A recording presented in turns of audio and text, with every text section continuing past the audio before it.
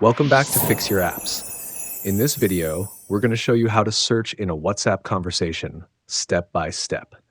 If you're new here, don't forget to hit the subscribe button for more helpful tutorials like this one. Step 1. Open WhatsApp on your device. Make sure you're logged in and on the main chat screen.